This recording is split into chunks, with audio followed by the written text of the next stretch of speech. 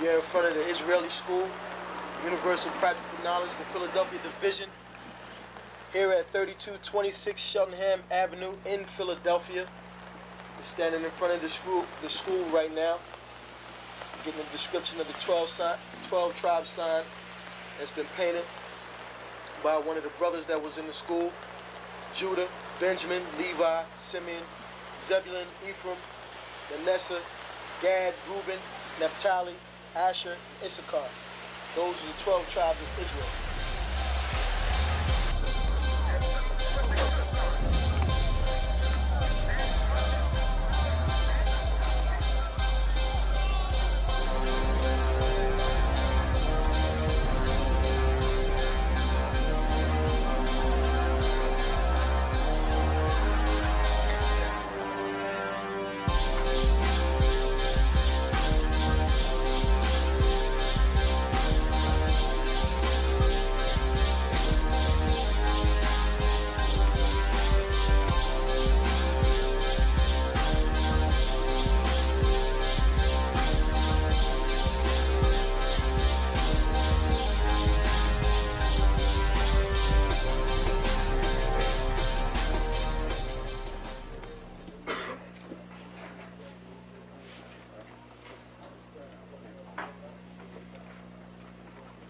Shalom. Shalom. You've been waiting for this day, so this day has finally come. A lot of you have been wondering where this knowledge that you've been hearing is coming from, and the powerful truth that you've been hearing, how this was established. Well, we finally were able to arrange for the priests to come down from New York and spend some time with us. And I'd like to introduce them if I can. These are some great brothers. We're very glad to have them with us. We want to make them feel as warm as possible, because this is their work and the extension of their work and what they've laid down some time ago. I'd like to introduce, first of all, priest and Sixth Shield General, 4th in command in the nation of Israel, Lahab. I'd like to salute this brother. Macho! Barak!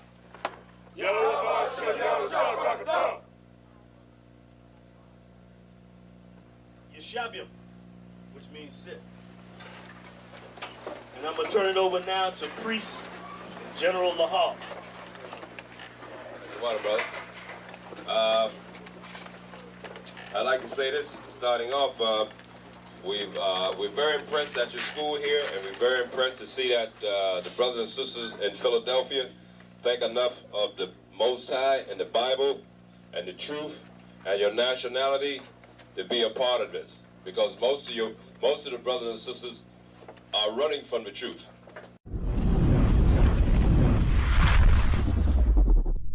Shalom, Israel. It's time to come get your full dose of truth for the week. You got Mondays, history class, taught by Officer 500 Shariwan and Officer 500 Ahabawan. 7 to 9 p.m. Eastern Standard Time. Tuesday, you got Word to the Unwise podcast from 6 to 7 p.m. Followed by the main event, Captain and Priest Hadaria Allah, teaching scripture breakdown, the Bible like you never heard it before. 7 to 9 p.m. Eastern Standard. Wednesday, we got Priest and Officer 1000 Awaja teaching you all about the law. Tune in. 7 to 9 p.m. Eastern Standard Time. Thursday, you got myself, Priest and Officer 5000 Kazak Amoff, joined by Priest and Officer 500 Barak Yah, teaching you the brotherhood class from 5 to 7 p.m. Friday, learn to speak in the holy tongue, the Lashawan Kodash class, taught by Officer 1000 Katab. 7 to 9 p.m. Eastern Standard Time. Shalom. This is to all Israelite groups and all Israelite communities and all breakoffs from One West and breakoffs from breakoffs from breakoffs from breakoffs. No matter what rainbow uniform you wear, red, white, purple and white, all white, it don't matter. You should all treat the ISUPK like your weird, misunderstood Sabbaths. You shouldn't do anything until you counsel with the ISUPK. We'll tell you when and what to eat. We'll tell you who to marry. We'll tell you who to have sex with and how. We'll tell you how to resolve conflicts with your wives. We'll tell you how to resolve conflicts with your kids, your brothers, your sisters, your parents, your friends, everybody. We'll tell you when and how to pray. We'll tell you how to direct your life in a way that's pleasing to the Most High God of Israel and our Black King Yahushua, aka Jesus Christ. We will be to you instead of a God. Just like the Most High told Moses in Exodus 4:16 that Aaron would be to him instead of a mouth and he would be to Aaron instead of a God, that's what we'll do for you. It is what you all need because none of you know what the fuck you are doing. I pray you understand. Shalom. Man, sorry you want to. Yep. Test. Can you hear me? What's going on, Proof? We are the ISUPK under Commanding General Yohana. Started in 1969, 1 West, 125th Street, Harlem, New York. Right? We are here to teach our brothers and sisters. Those are the so-called Black, so-called Native American, and the so-called Hispanic man and woman who we are correctly according to this Bible, unlike your nasty, dirty ass Christian church. If you're not in the ISUPK, you're not in the truth. Sir, you got something? Yeah, just in what you said, listening to General Mayaka, that intro. Yeah, I think we needed some inspiration. Yeah. You sound a little bit muffled, sir. Select you 1 second.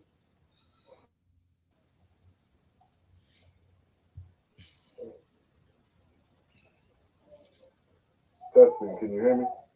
We can hear you, but your mic just a little muffled.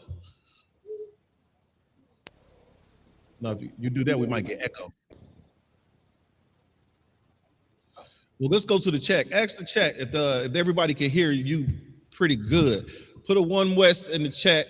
Put a 1 West in the chat if you can hear Ottawa well. Let's see what we got in there. Because to us, you just sound just like maybe you're too far from the mic or something like that. It's just a little bit, was not clear. Testing.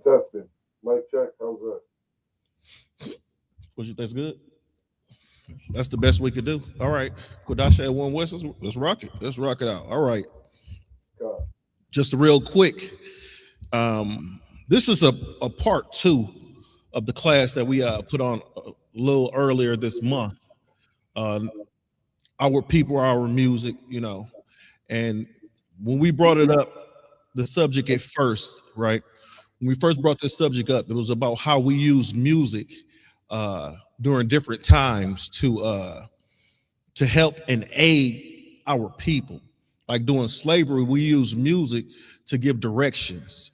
We use music to navigate. We use music to keep the pace of work. We use the music to assist us in our everyday, in our daily lives. And it got to the point where our oppressors wanted us to sing some of this music. Yeah, he says you sound a little muffled, but he said just a little bit. All right. Our oppressor wanted us to sing some of this music because our music was so great, it made them feel good, not knowing this music was probably most likely a plan of attack, a plan of escape to get away from their ass, right? And, even in today's society, we use music to help cope with some of the oppression that we're going on, that's going on, that we're dealing with. But as we know, the white man is the devil the Bible speaks of, right? And the scripture says that Esau was blessed with the sword, right? Understand, Esau can weaponize anything, right? And this part 2 is going to bring out some of the ways that Esau has weaponized our music against us, right? They'll use this music to go ahead and attack us. We understand that we make all type of music. We got country music, you got hip hop, you got R&B, you got bluegrass, right?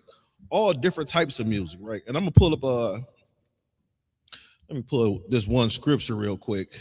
How's my sound now? Is that a little better? You think it's a little better? How it sound? It sound about the same. It's about the same? I'm gonna jump to Psalms 33. You got your Bible on you? Huh? Oh, go to Psalms 33 and 2 and 3.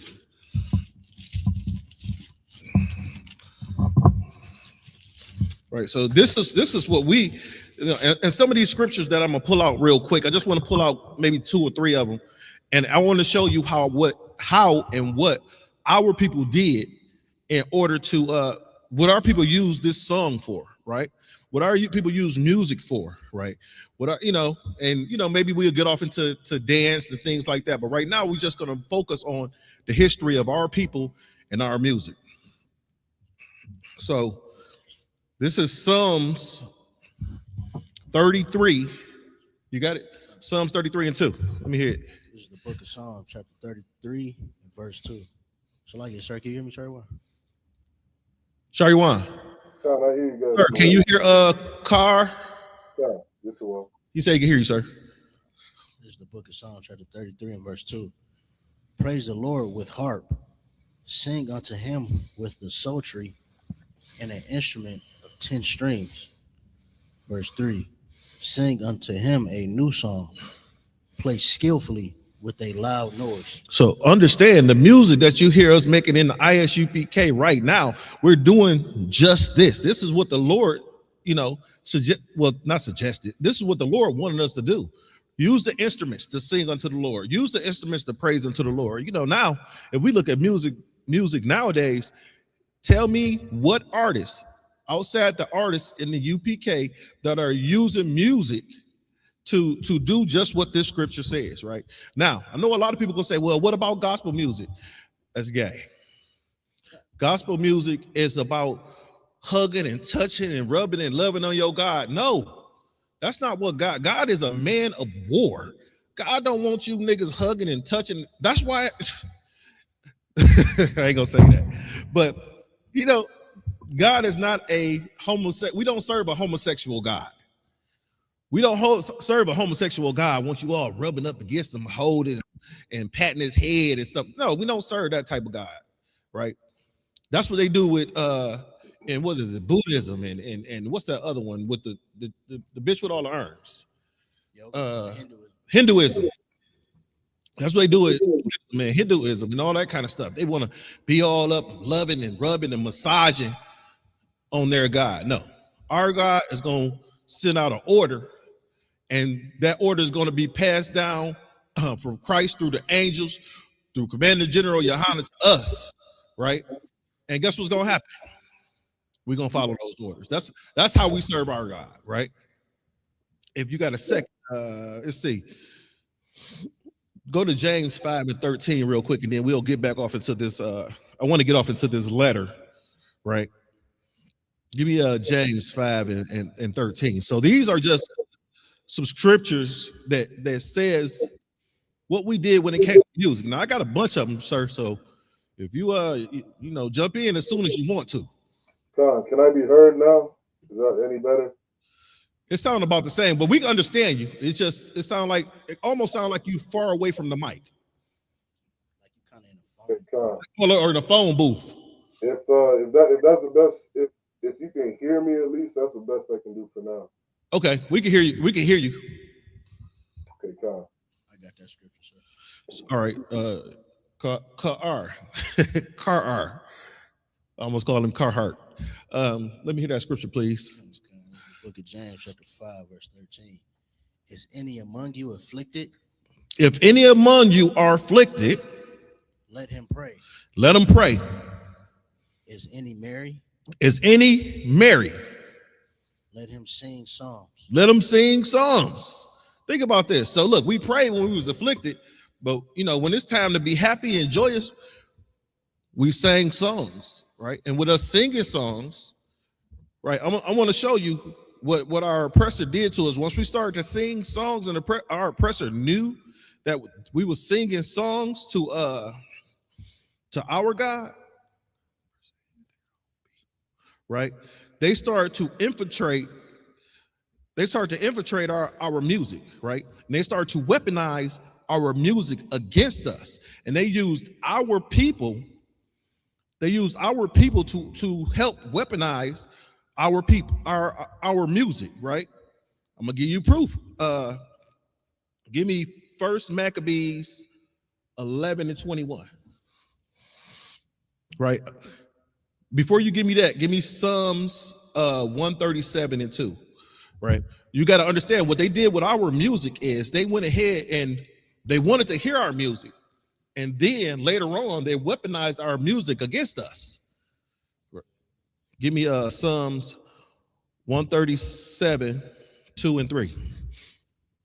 Right. This is where the oppressor gonna be like, hey, let me hear one of them jams y'all got. Right.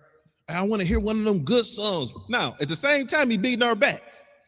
At the same time, he was hanging our women upside down from trees and cutting their bellies open. They using our children as gator bait, right? And buck breaking our men. And wow, the oppressor's doing that. This is what he's saying. Go ahead and read that. This is the book of Psalms 137, verse 2. We hang our harps upon the willows in the midst thereof. We hang our hearts upon the willows, upon the midst thereof. Continue. Verse 3. For there they that carried us captive. For there those people that carry us captive, what they say? Require of us a song. Require of us a song.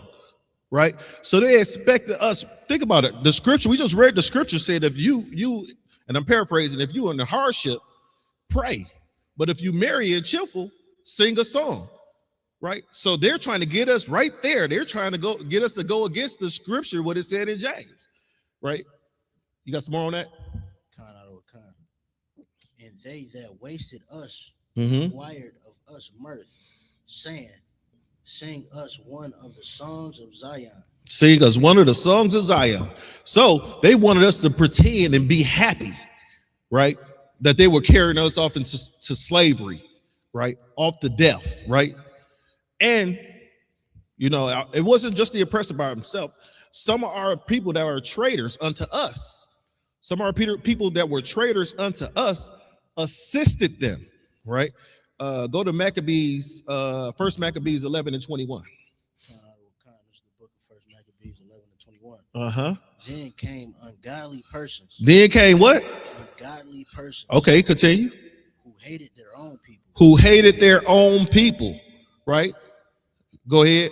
Went unto the king. Uh-huh. And told him that Jonathan besieged the tower. You see that? These were traitors in Israel. So we had traitors in Israel, just like we got traitors in Israel right now.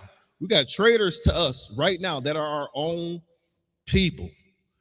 Now, the oppressor and those traitors to us, right, got together to change the use of music. Now, understand this. The reason why is blast what can you say mass in the masses with hip hop, because hip hop is one of the genres of music that is fluent across the globe, right? You see some, not just us doing hip hop, but you see some of these Gentiles, like you see the Moabites and the Amalekites and what's Japan, the Amaleks. You see them guys all doing hip hop ciphers in their own languages, right? It's some anime.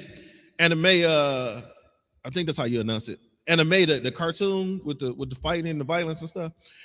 They got anime out there right now with hip hop in Japanese, right? And then you got some Korean anime that's starting to come out. You got the hip hop in Korea, right? Understand this.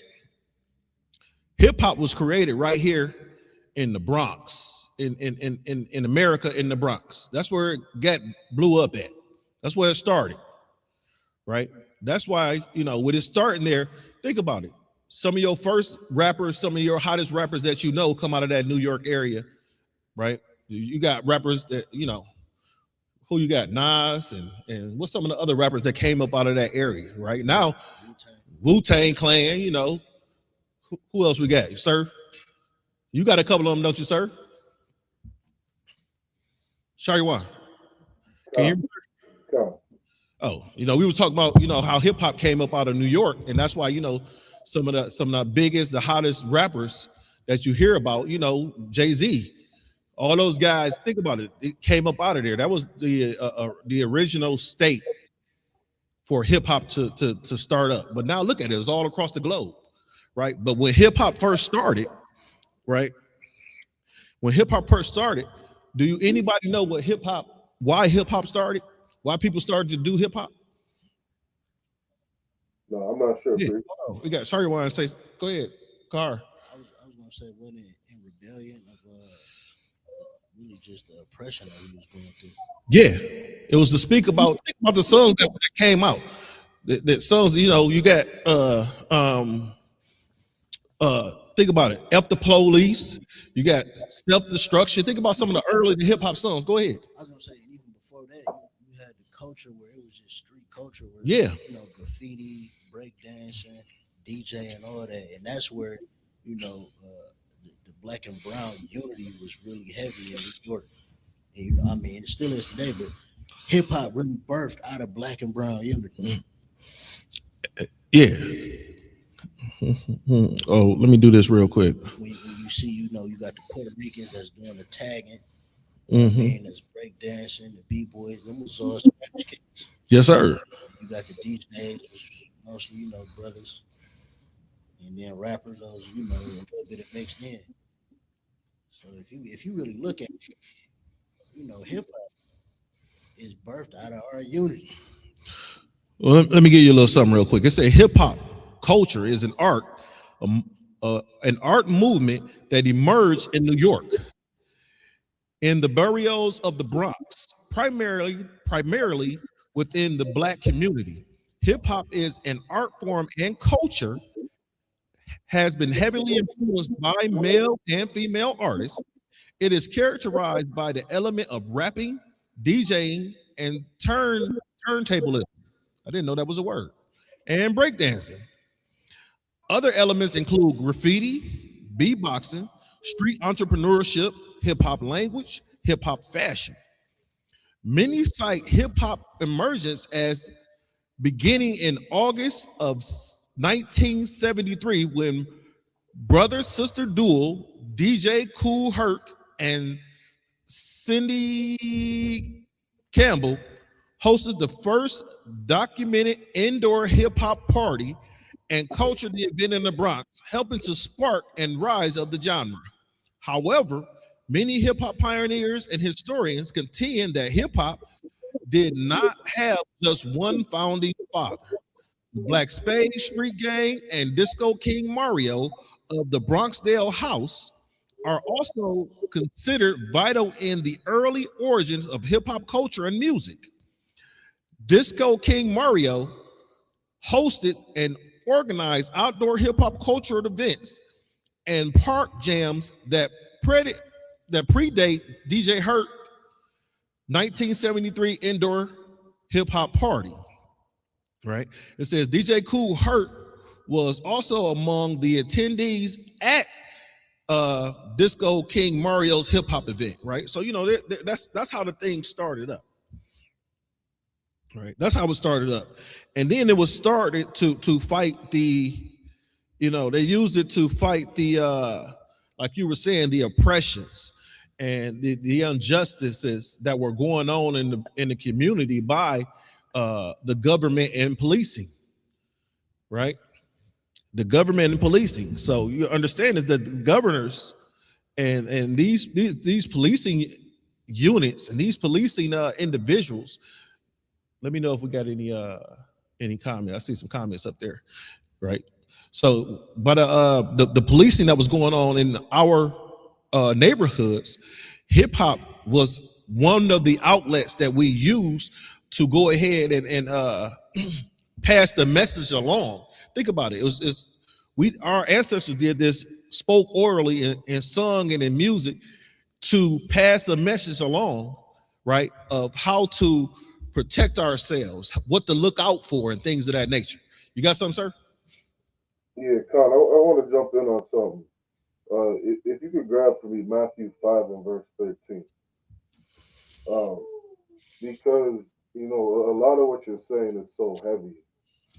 And there's a good underlying message in all of it.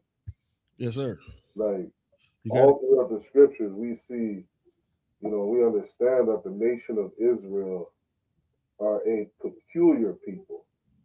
You know what I mean? We're a special people unto the Lord. Deuteronomy 7 and 6 says we're above all nations on the face of the earth. You understand? You got that verse, Abu?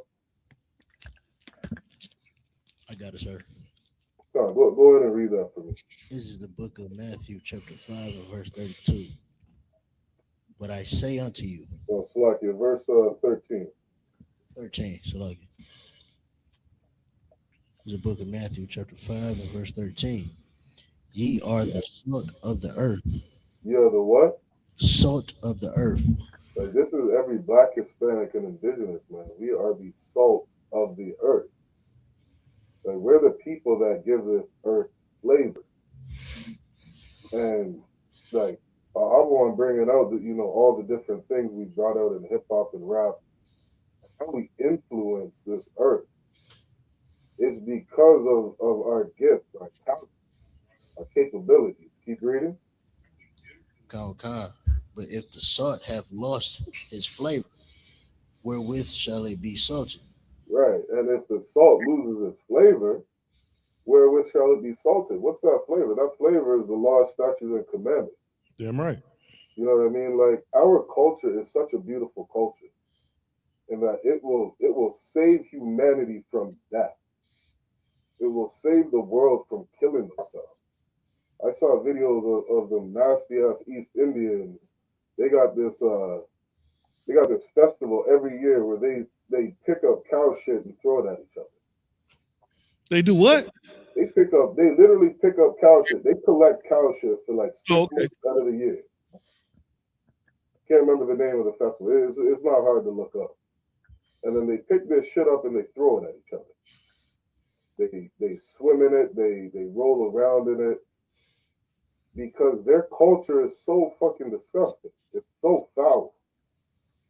You know what I mean? I was thinking about it earlier in Canada, where they say things like polygamy is, you know, hurtful or oppresses women. But you'll allow a man to get married to another man, knowing damn well when they start messing around with each other, they're going to be on heavy painkillers every day for the rest of their life. Men are going to be wearing adult diapers because they can't stop the shit from pouring out of their backside. like this is what's going to happen when you do something that goes against God. This is what these other cultures do. And this flavor that Blacks, Hispanics, and Indigenous have is so valuable. Right? Keep reading, Carl. But if the salt had lost its flavor, wherewith shall it be salted? It is thenceforth good for nothing. It is good for nothing. Like, we got all this talent, but if we're not obeying these laws, what's the fucking point? Damn right. Like, we're gonna come out in 2025, make a rap video about selling drugs to our people. Make a video about, shooting up the neighborhood. What's the fucking point of having all this talent if we're going to teach each other to murder each other? Teach each other to whore out our daughters, spend money on prostitutes, and, just all this wicked shit that goes on in this earth. Mainly pushing the culture of white people. Like, you look up the way media portrays blacks today, they'll tell you one of the main ways they portray black men is a thug, a hoodlum. That's the stereotype that they have of us. Meanwhile, the white man is the biggest fucking thug, the biggest gangster. He's the inventor of gang, the inventor of drug dealing, inventor of, you know, every murderous activity on earth. We sit here and we push his culture in our music. Good night. Look at the world today. Like, we got to come back to these laws, statutes, and commandments and start making music, you know, that influences our people to do something good. If I could, I'm gonna end off with reading one quick thing, and then we should probably get into some of the information, Avalon. Yeah, I was saying, if I may, sir. Yeah, go ahead. I'm gonna let Shariwan go ahead and read off some of the comments that we got. You know, just go ahead and, you know, make sure we interact with the people. Read off some of those comments, post them, and then I want to get into the conspiracy. Sure. Yeah, these comments right here. We got a Kodash Dabar in the building. Nashar Gapar, what's going on, Nashar? All right, it was good to see you, brother. Barak Yah, what's going on? We got Kwamada, Maria, Freedom First, and David Boldo. Everybody just checking in. All right, how about the brothers? The sister. All right. Let's get into some of this information. So this is what I'm going to get into now. This is what the industry calls the rap industry, or the hip hop industry calls, a conspiracy, and they're trying to cover up that if this letter was written or was not written, right? And what the letter states is that they wanted the hip hop artists in the early 90s to start to do music that was more filled with drugs and gangster and violence, so that these people, before I go there, yeah, that's the one. But before I go there, you know, this is what it says in the overview. It says the letter that changed hip hop refers to an unsigned anonymous letter that circulated in 2012 on hip hop blogs. It alleged a secret meeting between music industry executives and the private prison industry complex in the early 1990s to promote gangster rap, leading to the mass incarceration for profits, right? This is what the letter claims. The letter claims and the impacts. It says the alleged meeting, the letter claimed that it was in 1991. A powerful record executives were convinced to steer the direction of rap music towards glorifying criminal behavior, violence, drugs, and gangs in exchange for stocks in private prison companies. Now, these private prison companies wanted these prisons to, if they were to get invested into these prisons were needed to be occupied at a 90% level, right? So at a 90% level. So what they did was they said, hey, we got this hip hop that influences every black person in America, right? Let's use this hip hop to influence them to go to jail, you know, just paraphrasing, right? Let's get into the letter. Okay. You want me to read that, the secret meeting? Yeah, I'm about to get into that letter. I was just giving the overview of it, right? Yeah. It says more than, Slakia, sir? No, keep going. Say, what is the secret meeting that changed rap music? More than 2 decades ago, the notion of an alleged meeting described as a secret meeting that changed hip hop was first floated in a blog post. According to the anonymous sources, 25 to 30 movers and shakers in the music business conspired together in 1991 to create a prison pipeline of sorts through rap music. Now understand this, sir. You already got the, what's it called? The kindergarten, the prison pipeline, right? Is it called the kinder, or is it preschool to prison? Well, one of them, right? That's that conspiracy is affecting our community. Now you got this conspiracy that's on the music side in our community. So apparently, this oppressor, all he wants us to do is have babies and send them to prison. Mm-hmm. Yep. While subgenre of rap like gangster rap, hardcore hip hop are also known for violent themes, and imaginary rap as a whole is not inherently violent.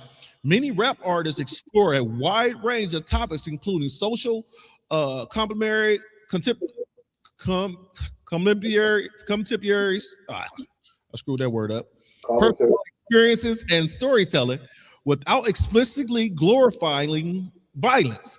Some studies suggest that a correlation between exposure to rap music and certain behaviors, but a casual link between music and violence has not been definitely proven, according to, I don't know what that nigga name is.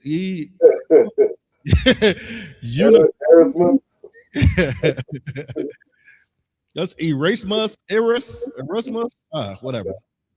Subgenres of violent themed hip hop often focus themes on street life crimes, violence, reflecting the struggles of individuals in marginalized communities. Please. You know, and something to understand, like we're reading something that, you know, took place in what, 1991? Yes, sir. And we got to understand, inside of America, you know, I think it was since World War II with the birth of a nation. You know what I mean? Like that was, you know, one of the first sources of media that was put out to depict Black people in a certain way. And, you know, this idea of pushing certain things in the media or portraying certain things of us in the media is not something new. You know what I mean? And something like this, it just further shows, you know, that the attack or the racism of this nation has never ended. Like they got sources coming out in what was it called? In BET. There's a specific term that the executives in BET are using, and it's specifically devoted to like changing the narrative, like changing the way that we see Blacks, you know, inside of America on the media. And it's like, how is it that, you know, in 2020, I think is when they started it, 2020, you're just now coming to the conclusion that there's something wrong with the way we portray Black people. There's something wrong with, you know, our music all of a sudden in 2020. In 2020, we're just coming out with studies, you know, verifying that, you know, the effects of the media on the Black family. You know how idiotic that sounds? Yes, sir. Like they'll tell you from World War II they've been doing this bullshit. From World War II, there was who was that? Jackie Chan. They tried to put Jackie Chan in a movie that portrayed him in a certain way, and he was like, "Fuck that! He ain't going for it." Mm-hmm. I mean, like China would not allow certain videos or movies to be played inside of their country if it portrays them, you know, in any kind of negative light, because they understand the effects that it has on the people.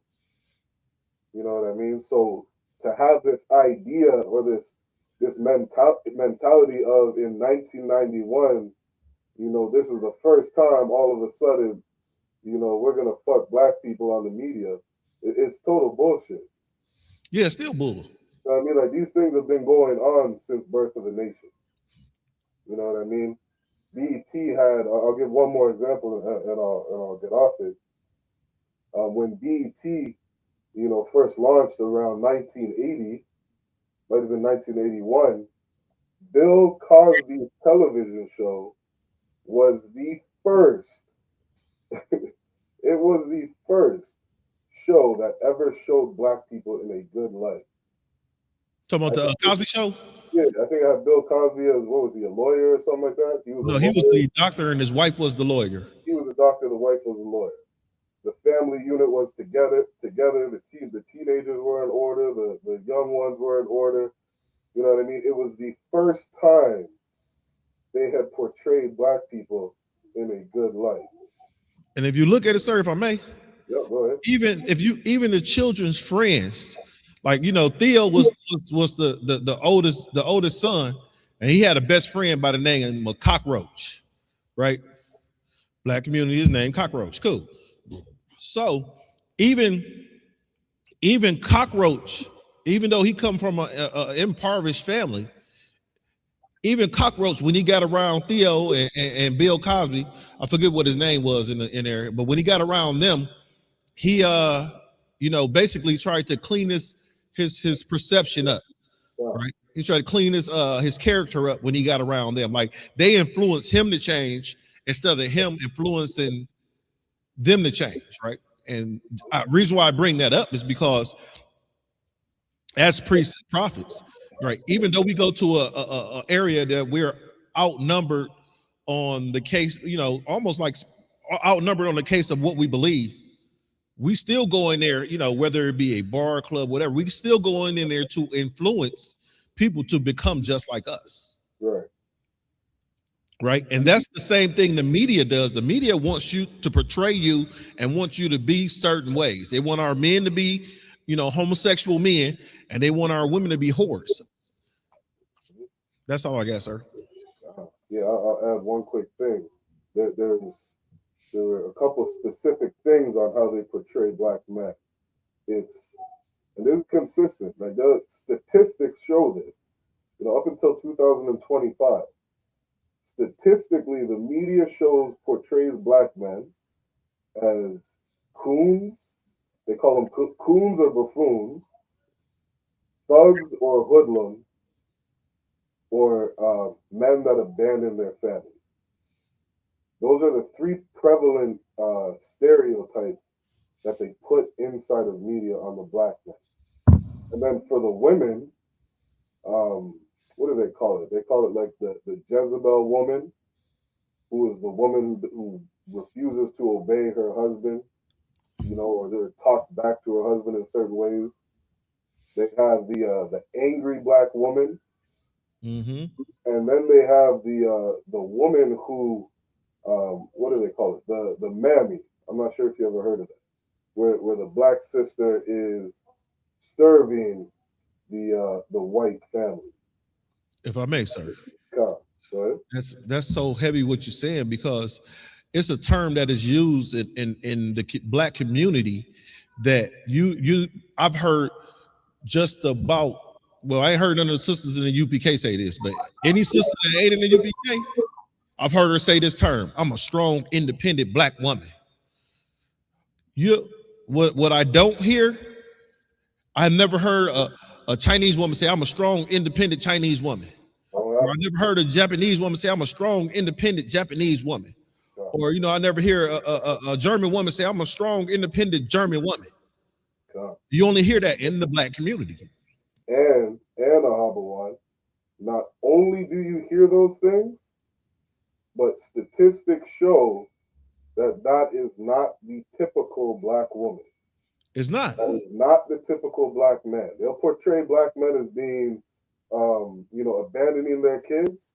Yet statistically, they are number one in staying in that family household. Damn right.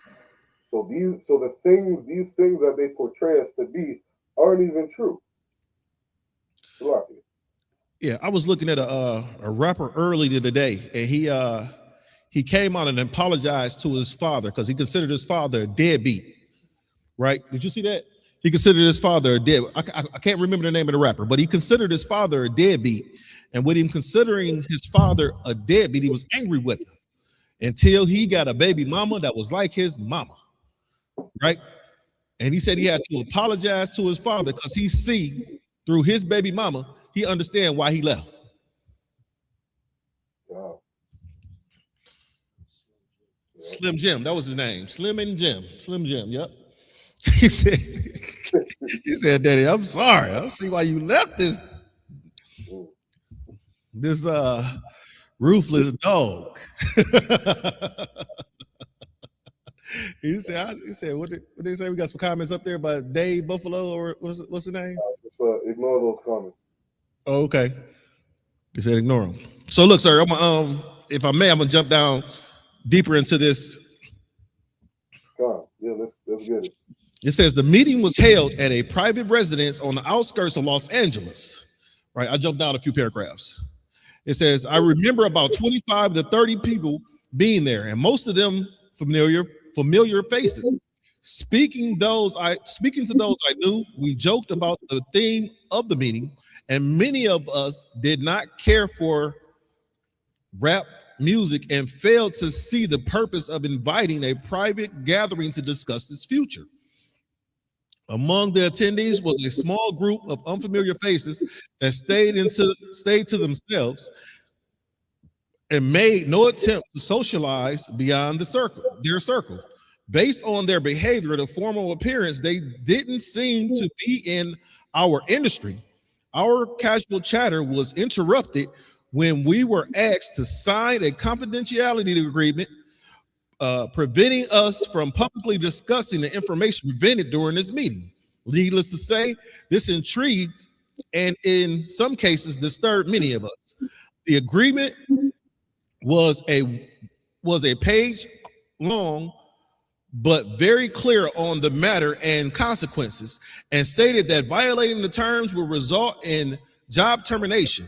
We asked several people what this meeting was about and their reason for the secrecy, but couldn't find anyone who had the answers for us. A few people refused to sign and walked out. No one stopped them. I was tempted to follow, but curiosity got the best of me. A man who was part of an unfamiliar group collected the agreements from us. Quickly later, the meeting began. One of my industry colleagues, who shall remain nameless, like everyone else, thanked us for attending. He gave the floor to a man who introduced himself, his first name, and gave no further details about his background.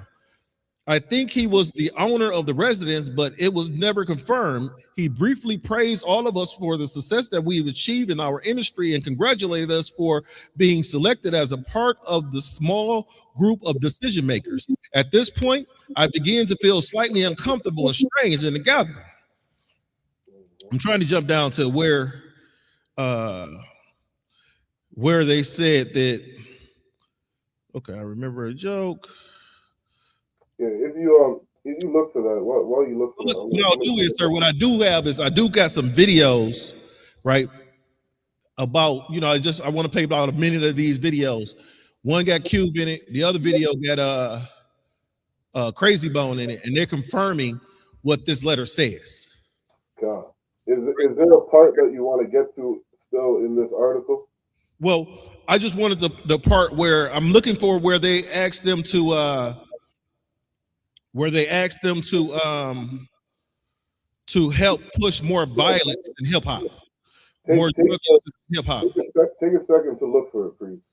And while you look for it, I'm just gonna bring out a couple of things. If you don't find it, we'll just get into the videos. All right. Yeah, I was just gonna have them play one of the videos right now. Yeah, that one right there. Get that one first. And he speaks about it in the first couple minutes of the video. That's Crazy Bone from Bone Thugs and Harmony, sir. All the women hoes, right? Why are you just strictly so bent on this is all you want our young kids to hear? You know why? Exactly. So that's why I say it's no conspiracy. Yeah, it's right in front of our face. You made an interesting statement that I want to just kind of see if you can elaborate on.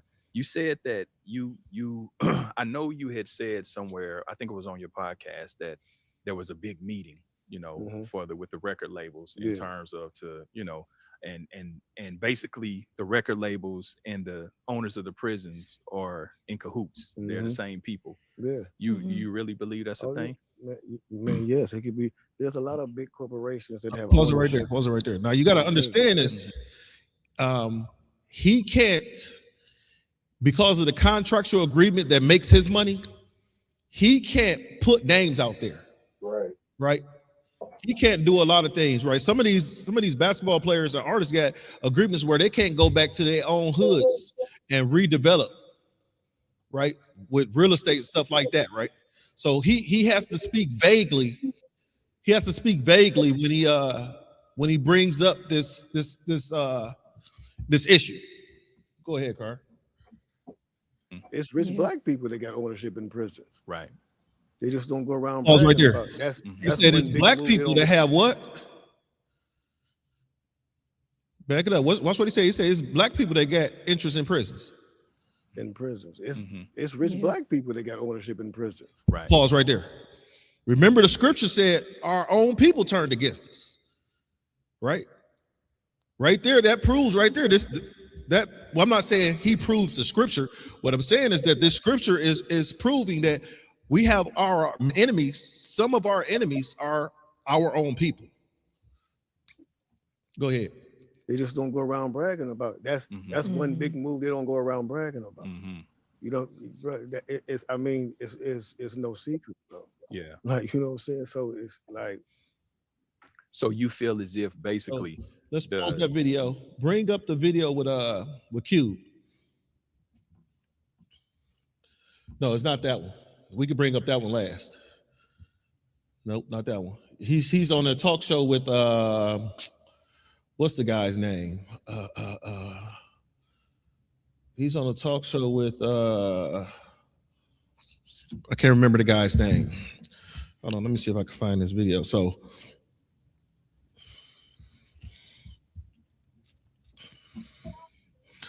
did I send it? Let me go back over it. Right.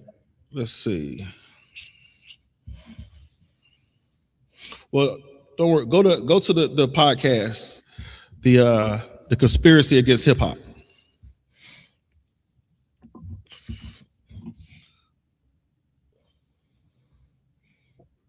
Play that one right there.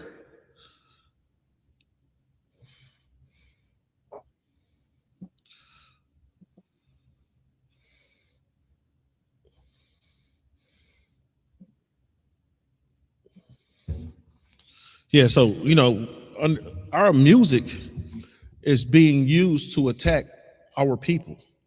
Think about it. It's telling the young lady, go back down, go back down, go back down. One more. Yeah, that one. That's one of the longer ones too. So this one you could skip to hit play. Heads up before we begin. This podcast is explicit in every. Back in the spring of 2012. His first name started pitching the room. No, back to the video. He might have sounded explicit in every way. Back in the spring of 2012, somebody took the time to generate a Gmail account. Username, John Smith. The address, industryconfessions@gmail.com. They composed the message with the subject line, "The secret meeting that changed rap music and destroyed a generation." And on April 24th at 1:30 p.m., hit send.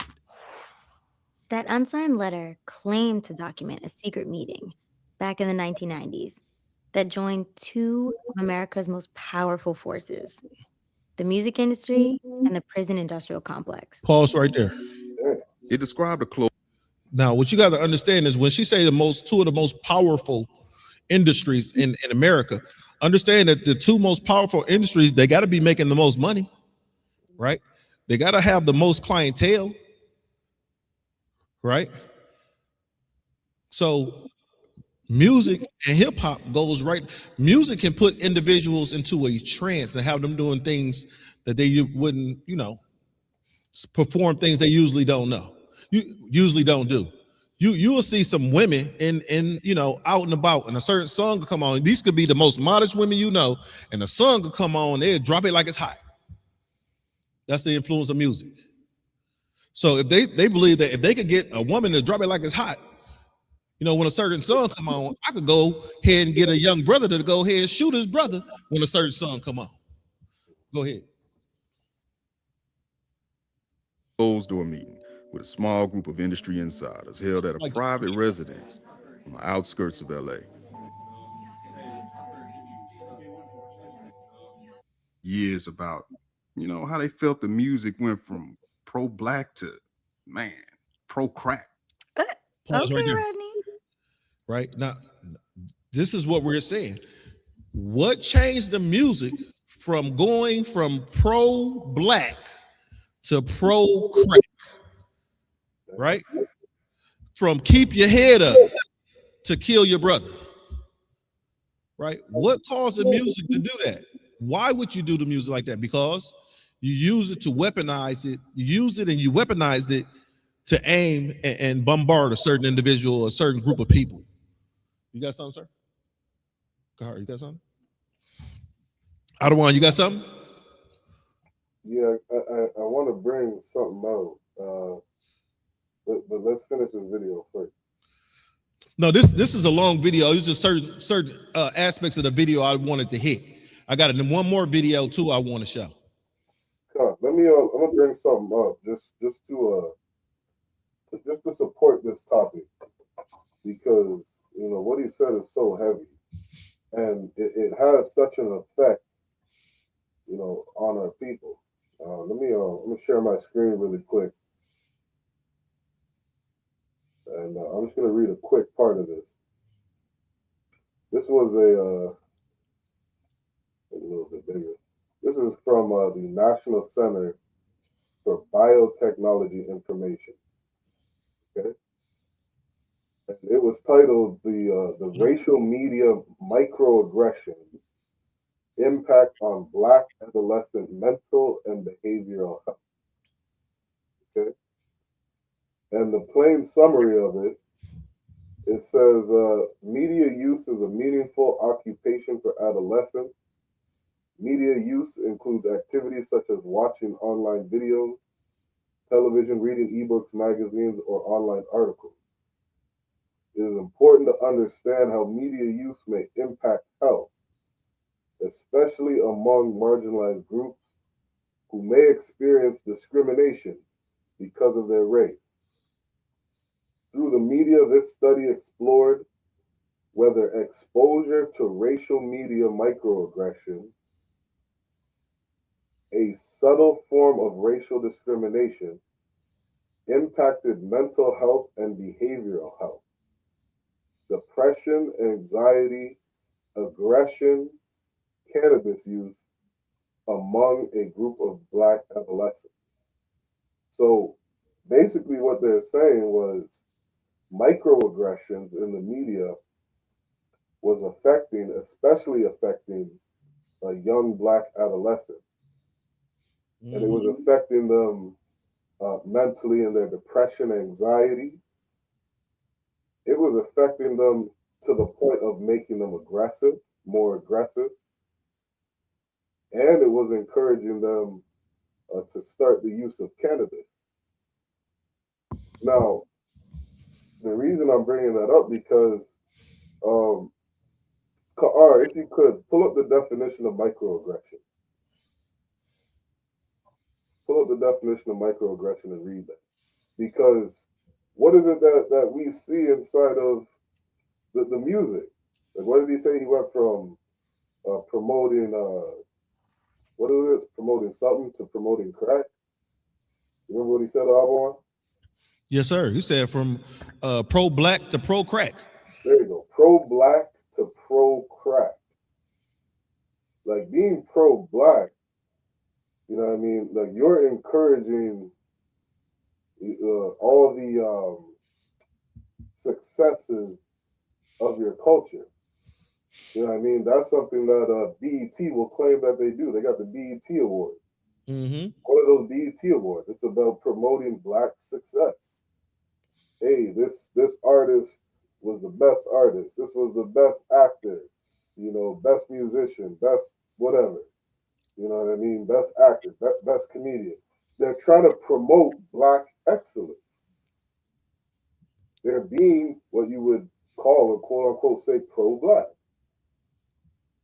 But you got that definition, Carl? Come on, Carl. You want me to read it, sir? Carl, Go ahead.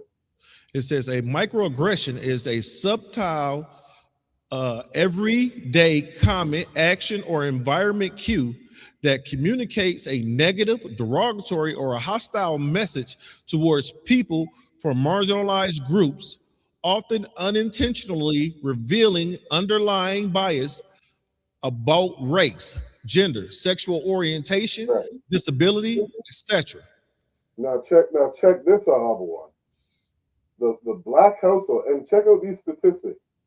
On average, the average African American consumes 16 and a half hours of media every day. Damn right. I think that the teenager consumes is something like 7.5 to 9 hours. An 8 to 10-year-old consumes is like 5 or 6 hours every single day. And that microaggression is happening every single day. Every day, you're listening to some hip hop music promoting crack, being pro drugs. You know what I mean? Being pro unaliving each other. Being pro these loudmouth black women, being aggressive and uncompliant. You know what I mean? Being the black household being destroyed, showing us in these quote unquote reality sitcoms where our household can't get it together. Yeah. They show these microaggressions every single day.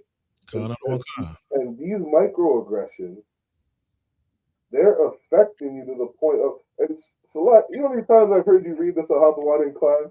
Say that again. You know how many times I've heard you read this in Capadire's class, scripture breakdown class, about one of the reasons for cannabis use? It's from microaggressions. Yeah. Like, you're going to turn into a drug addict because all you see all day long is your people in a negative light. That's all you see. And this is what, what's it called? Programs like BET are responsible for. They play nothing but this music every day, all day long. I heard Marshawn say that the other day. You wait till midnight. I remember being a young kid. You wait till 12 o'clock at night comes and all the filthy fucking music in the world comes on. Yep. You know what I mean? Do you remember Slakia, sir? Yeah, I was just gonna say this is what we consume. Go ahead. Do you remember the program The Box? It used to be able to call in, and you call in, and for a certain amount of money, they'll play whatever video you want to play. Right? So at certain times of the day, we'd get out of school and we would watch The Box because there's music videos on there, right? But depending on who calls in, who you might see 4 or 5, you might see a song played 4 or 5 times in 3-4 hours, right? And they had us believing that everybody wanted to listen to Luke Skywalker pop that P, and that's what folk was calling in for. No, that's what you want to influence in it, because guess what? Now you can play this on and it's considered like it will be like today's it would be like only subscribing to OnlyFans for music, and you can suggest the songs that you want to hear. So when that came out, all you heard was shoot a nigga, kill a nigga, pop that, throw that. You see what I'm saying? That's what I'm like. Wow, this is different music, because I'm used to listening to music and being born in the late 70s. I listened to music in the 80s, right? And the music changed from the late 80s to the early 90s. The music changed, right? We went from listening to songs that was 911 is a joke to it went from 911 is a joke to fuck the police to now I'm gonna shoot my nigga. Right, that's how the music changed. You got something?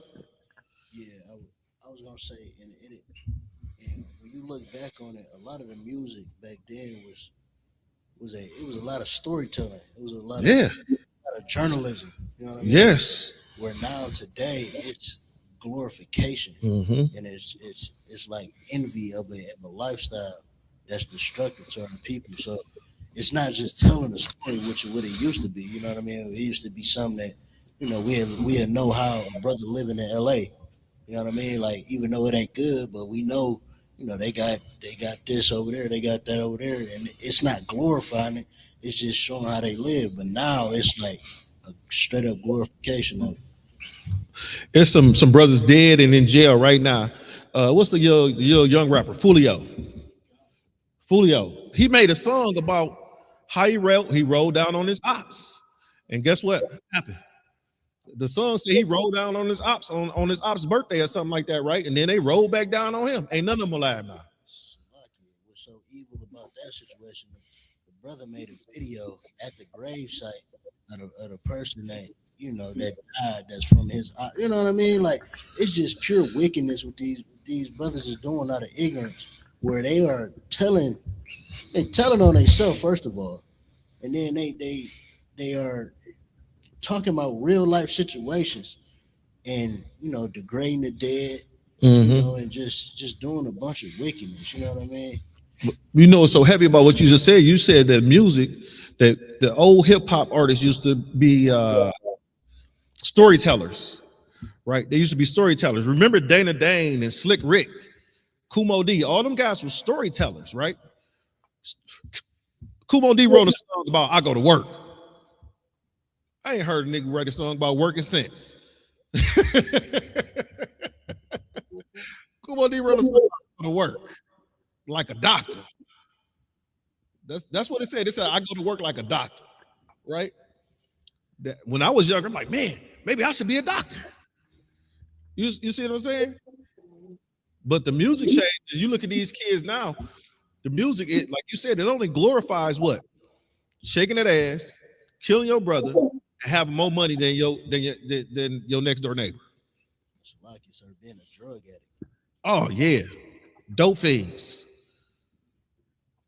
Dope fiends. Hey, while we on here, if I may, sir, the other video I just sent you, the one with Cube in it, right? And this, like I said, you know, Israel, we're showing you how the white man has weaponized. Think about this. What's the most dangerous place for a black person to be? Mother's womb. In the mother's womb, right? Because the white man has weaponized the mother's womb with abortion. Now, this is how this devil has weaponized your hip hop. Hit that play button, please. Who benefits and profits off our bickering and our division? You know, it's like follow the money. Pause it. I don't know their names. He asked you a question. Who profits off of Black, Native Americans, and Hispanics bickering and arguing? Not Blacks, Native Americans, and Hispanics, not us. We don't profit off our arguments. We don't profit off of destroying one another. Right? Play. But if you follow the money, you go high enough, you start to see, okay, you know, this is an industry. Okay, let's take rap music. Let's take it. Same people who own the labels own the prisons. Pause it. So the same people that own the labels own the what? He said the prisons. And with the same people owning the labels that own the prisons, what do you think these people that own the label want? They want to make money from this label. What do you think these people that own these prisons want? They want to make money from these prisons. So how can I combine? Look how diabolical this devil is. How can I combine my industry over here, my music industry, and get that music industry to funnel me some more money into my prison industry? Hit that play button. So Literally the same people? Literally the same people who own the labels own private prisons. So, you know, it seems really kind of suspicious. If now, the reason why I'm pausing it, understand this. How does Ice Cube make? This is why This is why these actors and these entertainers cannot be your leaders, right? The Bible says that our gates are languished. This is why they can't be our leaders. Ice Cube make too much money in this music and this media industry, right? So the same way Crazy Bone did, he has to watch what he says and beat around the bush, right? What you got to understand that don't nobody pay the ISUPK, so we say what the fuck we want. We say what we want, right? We call that devil a devil to his face, right? Cube can't do that. You know why? Because that devil keeps him at that level of stardom that he has. Because at any given point, that devil could say, "What, nigga, you ain't worth shit, right?" And cut him. They did it to, what was his name? Nick Cannon. I was gonna say they did it to him too. They both broke him. He said something a little out of line, and he kind of stepped on us and made him apologize for it. Yeah, if not, he getting canceled. Play. You want to say that word, that, you know, the records that come out are really geared to push people towards that prison industry. Run that back. But they didn't make. Run that back. Listen to what he said, right? So when you think about your artists that's out now, Lil Wayne, Lil Nas X, when you think about that Big X the Plug, all right, when you think about those artists who are not out now, this is what's going on. Hit play. Are really geared to push people towards that prison industry. But they didn't make you write those. Now look. Hold on. And this is why I'm pausing it right here, because I want to hear this guy's question. This is what he's gonna say, right? He's gonna say they ain't make you write it. They ain't make you write it. But if you don't write it, you don't get no money. You don't get produced. You don't get to do the shows. You don't get the fame, the stardom, and stuff like that. And those are the true sellouts in our. You got something, sir? Those are the true sellouts in our community. When you got. Oh, go ahead, sir. Keep going. Oh, those are the true sellouts in our community. Just because the brother go out, sister go out, get a couple of degrees and move up out of her neighborhood, right? Trying to better herself. I understand why I wouldn't move about my neighborhood, but I understand what they're trying to do. You can't really call those people selling out. They're trying to better themselves. This guy right here got enough money. Him, the Ice-T's, the Ice Cubes, the Waynes and the Jay-Z's, they got enough money to buy the whole damn hood and bring it up. Beyonce is a billionaire now. Jay-Z is a billionaire now, right? They are two of the highest financial producing individuals in the music game right now. They make the most amount of money in the music game, Jay-Z and Beyonce, and they're married, right? So, you know, some people would consider that a financial power couple. But after Jay-Z sold all that dope in this community, right, and Beyonce shook all that ass, they should go back to their communities and do something. But the industry got a chokehold on them because certain individuals have contracts where they can't go into their own neighborhood and bring up that community that they destroyed, getting to this fame and stardom. Go ahead. Gotta hit those lyrics. It's not about making somebody write the lyrics. It's about being there as guardrails to make sure certain songs make it through and certain songs don't. Run that back. Right. Pause it. Lupe Fiasco, is that his name? Wrote a song about a skateboard. What's it called? Push kick something, push kick, whatever. Right? Wrote a song about a skateboard, right? He's an artist. You don't hear his music going mainstream. Another artist and I'm talking about industry artists that are positive. Chance the Rapper is another one you don't hear his music going mainstream. You know who music I hear going mainstream? I hear Sexy Red, right? What's that? The City Girls. I hear their ass all the time. NBA YoungBoy, right? Fotu Dub. That's what I hear on the mainstream. You don't hear, there is not a positive hip hop, what's it called? A positive hip hop, let's say radio station. Not even on, if you got, what's that, satellite radio? Not even on satellite radio. Go ahead. It's not about making somebody write the lyrics. It's about being there as guardrails to make sure certain songs make it through and certain songs don't. Certain flavors are exposed on the record. You know, some records are made by committee. Meaning record company guys sit around and tell the artists, this is hot, say that, do this. We're gonna have this guy write the lyrics. We're gonna have that. So the narrative is really kind of, you know, structured and really made into what the record company want the record to be and what the, you know, a lot of.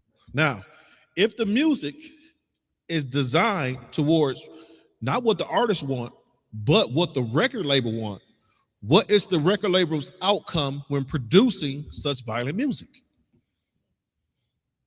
There's only one answer. You want people to go to jail. You want people to get high. You want women to shake their ass. Go ahead. Deeper than the jail part, sir, these record labels are getting life insurance policies on these artists. I forgot about that. So they getting life insurance policies on these artists and then making their money off their death. Let's see. These individuals that you see, these up and coming artists that you see that's getting popped in these, like what's the name? Dex, Blade, Icewood. You know, think about these. These guys were about to sign. When they sign with a label, the record label immediately puts life insurance on these individuals, right? They put life insurance on these individuals. And think about this. When you get life insurance, it's recommended that you get life insurance that's 2.5 times your yearly salary, right? That's how it's recommended when someone sells you life insurance. You get it 2.5 times your yearly salary, right? So if you're making $100,000 a year, they recommend that you get a $250,000 life insurance policy, right? Now, what you have to do is verify your income with certain life insurance groups in order to show that, yeah, you're going to make this amount of money this year, or you show your tax returns for last year, say, hey, I made this amount of money last year, and when we're making this amount of money last year, I need this amount of life insurance to go forward. And they either hook you up with a whole life, a term life, or a URL or IRL, depending on what type of policy that you want to go into, if you want to invest or if you don't want to invest. So what these record labels do is they put these life insurance on these individuals. Now, what you got to understand is life insurance costs more if you are a police officer, a fireman, or a pilot, depending on what your occupation is, right? You could write it up in history. I mean, you could write it up in the insurance policy that you are an entertainer. And with you being an entertainer, the life insurance cost is lower than being a police officer, right? You don't have to say what genre entertainment that you're in. All you have to do is say that you're an entertainer, right? That you could present stage plays like I'm an entertainer, and somebody put life insurance on you because you made a certain amount of money, or you're going to make a certain amount of money. So just in case something happens to you, protect your family. What happens is these industries reach out and get life insurance on these high risk individuals. And guess what happened? Push drugs and dope and all the gangster, not just to them, but into their communities through them. So when Fulio got popped off, when Dex got popped off, when King Von, Icewood, you know, when any of these individuals get unalive, guess what happens? These major record labels get paid. They don't even care if you live or die, as long as they get paid, right? If they're gonna get paid with your music when you're alive, they're gonna get paid with your music in death, right? Why do you think, right, with what was it? If you watch the documentary about Biggie, Puffy said he was gonna pay for the funeral, but it came out of Big's estate, right? Puffy had life insurance on Big. Think about it. Puffy went from just, ratting at the top of the game to after Big was unalive, he shot way up the money and everything because he had a policy on that guy that nobody knew about. Go ahead with that last little bit of that. Artists are frustrated with this kind of music making. A lot of people, artists are frustrated with doing this type of music because you really think about it. When you're an artist, you want to celebrate and push out what you know about, right? But these record labels, because they're tied to these prisons, are pushing you to make a certain type of song, make a certain type of music. Continue, please. Like they're being controlled by the label. This is how they do it. Telling you what songs to sing, what hooks to do, what songs, you can do your song. That's fine. That's an album cut.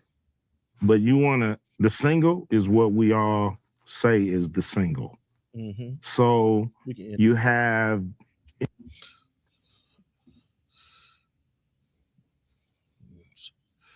Yeah, we go ahead in that. Shariwan, sir.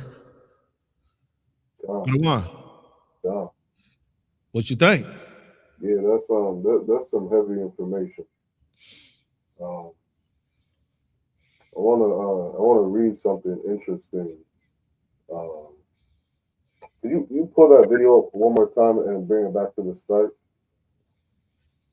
It was with he had posed a question, which is very interesting. You talking about when the devil posed a question to him, like, why do you make this music? Right back to the start. Yeah, bring it right to the beginning. Just let it play.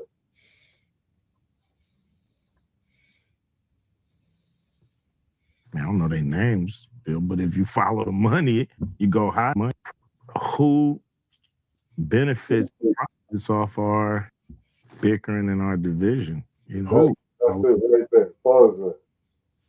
It's like, who benefits off our bickering and our division? And I'm gonna pull this up. Just to add on to some of the points you brothers are making. And this is kind of the for anybody that doesn't know. What's that brother's name who started BET? Richard or Robert or something like that. To start BET? Yeah, the brother who started BET. I'm not sure, but I know Viacom owns it now, I think. God, it was a brother named Robert or something. It starts with an R.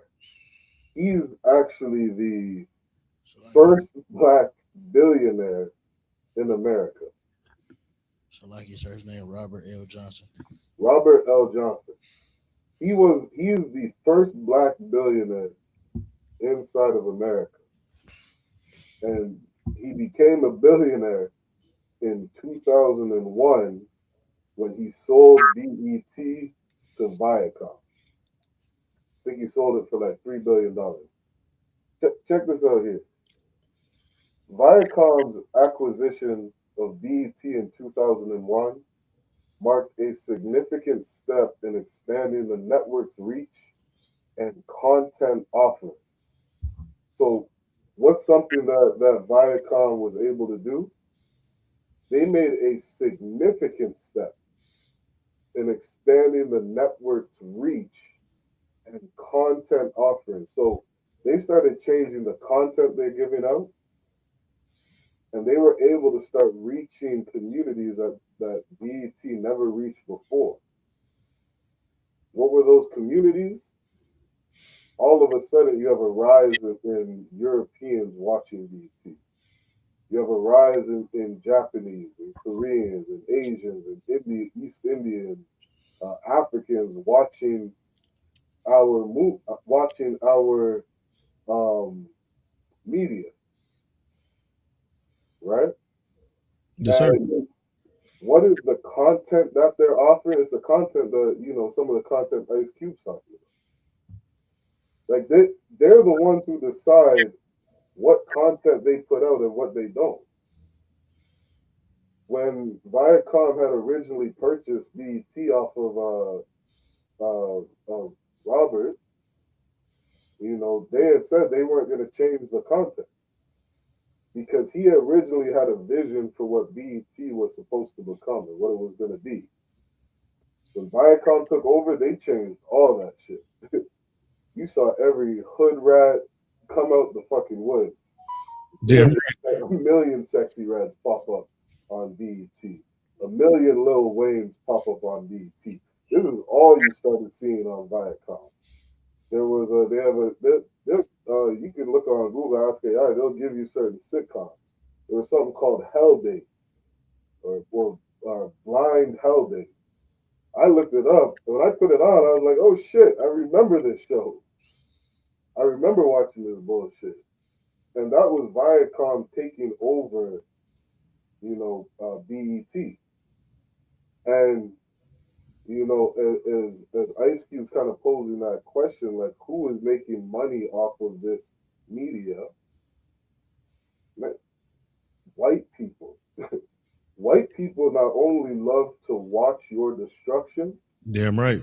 they love to get rich off of your fuckery. White people are greedy. They will any way that they can make money, they're going to make money. And when you sit here and what's it called, demean yourself or depict yourself in selling drugs to your people and unaliving your people, you know, acting like whores all over media, Europeans love that shit. That you are the greatest entertainment to Europeans in the world. Who you think is going to Lil Wayne concerts by the hundreds of thousands? Yes, sir. That is white people. They're going out to support that shit because they love seeing you kill yourself. They love seeing you sell drugs to your people. They get off on seeing a 10-year-old, what was that show? On The Wire. You'll see a 10-year-old sell drugs to somebody else. They get off on that shit. They will watch BET all day, every day. Because that content is for them. And it says the acquisition allowed BET to diversify its programming, including BET streaming services. Now, what's so diabolical about that is Viacom starts putting out this content that demeans our people. What do you think the average black man does? Ahabawan, do you still watch BET? Say that again, sir. You still watch BET? Do I still watch BET? Yeah. Every now and then I would say I'll find something on there. Do you think you watch it as much as you used to when you were younger? No, I don't. And that's the average black man. Like, we don't watch BET as a whole anymore, statistically, because of how it depicts us in the media. Nobody in their right mind wants to watch each other just, you know, unalive each other all day long. So what did we do? We started switching to streaming services. And black people started looking for streaming services where they could see themselves in a good light. What does Viacom do? They include BET streaming services. So now you go on Netflix and Amazon Prime and Tubi and whatever else, Viacom is there. If I may, sir. Yeah, go ahead. What's so heavy about what you're saying, how they depict these people and depict our people in bad light and depict their own people in a good light, is that there are shows on BET that depicts rich families, and every time you see a rich family, they always into some like some drug dealing or some illegal gambling or, you know, robbing and unaliving one another. You never see, you know, not to say that the Cosby Show was a good show for black folk, but you don't see a black lawyer and a black doctor together trying to raise their children, you know, up out, you know, the inner city. You won't see a show like that, right? If they're financially well off, there's always some dope with some homosexuality involved with it, where you have the husband creeping off with another man or something like that. So that's what got me away from watching all that. So, like you, sir, if I may. Go ahead. I just wanted to add a little bit, kind of sideways to the topic, but on topic. You know, 50 Cent and his shows and the money that he's gained off of it, and just the popularity of the shows. It's all, you know, selling drugs, bunch of trauma, bunch of killing, and you know, it's our people, and you know, a spinoff of a spinoff of a spinoff, and it's all just the same thing. Our people dealing drugs, killing each other, and we've been so destroyed to the point where, you know, that's all our people into at this point. If it's not top area, it's that. Yes, sir. And if I can add to that, like you provide an oppressed people a way of getting themselves out of the ghetto. And I'm not saying this is right for brothers to do this, but you better believe some brothers and sisters are going to take that back. You know what I mean? They're going to take whatever it is that they can do to make some money. What did Erykah Badu say? She said, you know, she advised sisters, straight up advised sisters, you want to be successful in this industry, learn to suck some dick. Like this is out of the words of one of our sisters, the daughter of Zion. And it's like we're so destroyed in this place, you know, we're willing to do anything to get the money.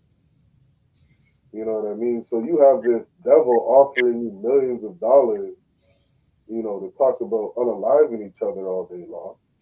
Yeah, brothers are going to take that. You damn right brothers are going to take that. And we don't understand that we're sitting here in a place where, you know, like what did Christ say? I sent you as sheep amongst wolves. Yes, sir. You know what I mean? Like we surrounded by a bunch of people preying on our destruction. Literally preying on us. You know what I mean? What does it say in the Ecclesiasticus? Like what fellowship does a sheep have with a wolf? You know what I mean? Like those two things don't go together. When they do is destruction. That's it. Like what they say out in Chicago, Martin Luther King's dream is our nightmare. Like you integrate a people into a society of other nations that are preying on you, and you're sitting here at the bottom of society with no military. You know what I mean?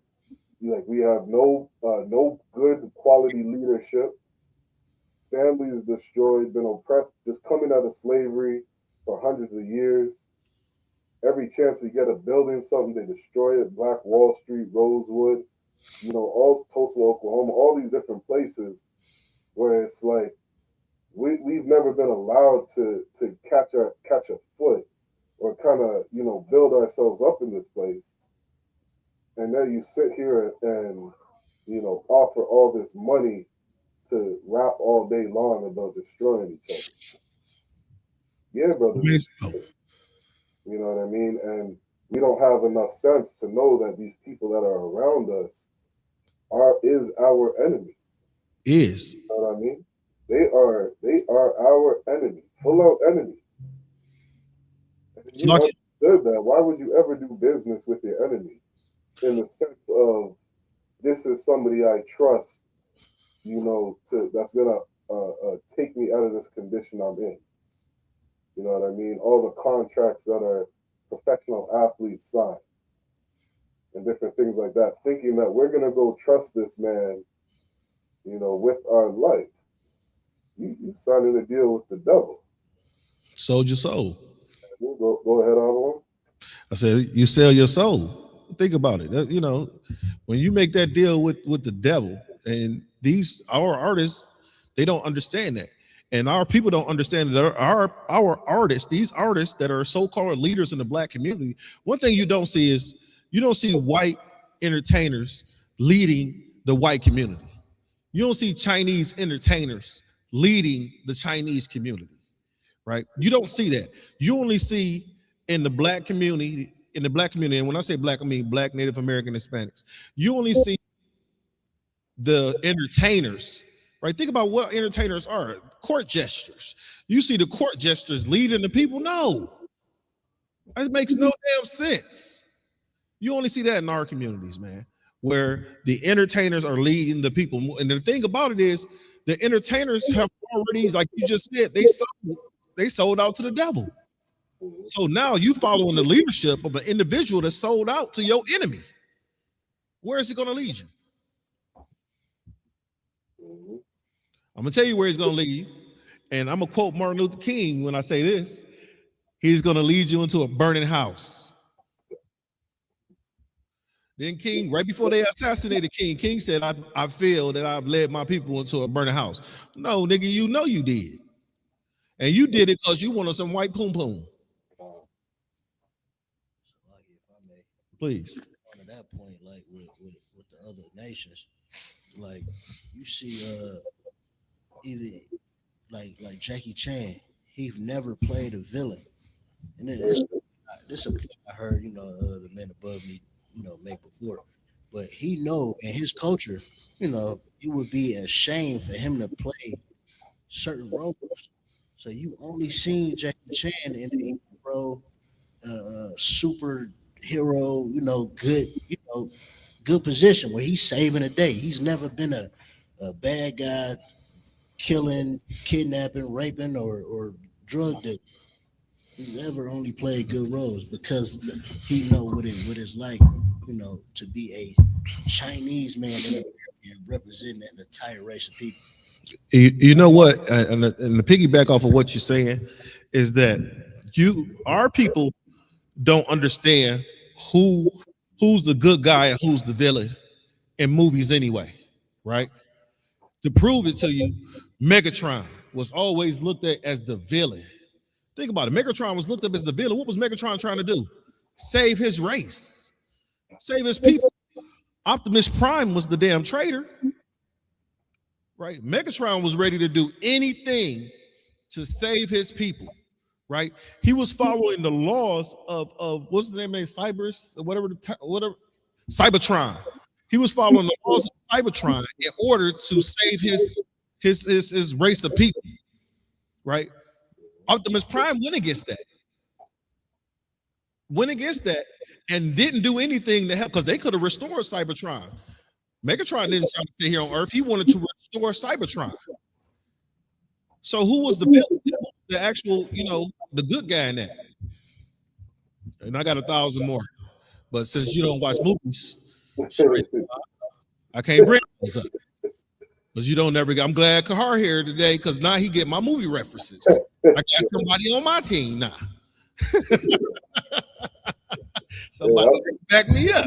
Yeah, I'm gonna pull something up. I have to bring up all the movies that I brought up in the past because he here. Yeah, I'm gonna pull up something real quick. Just to touch on what it is you're saying. All right, this it says. I'll go up. This is from a website called Scholars Strategy Network. Okay. It says, I'm just going to read this one part. It says, harms from portrayals of racial and ethnic minorities in media.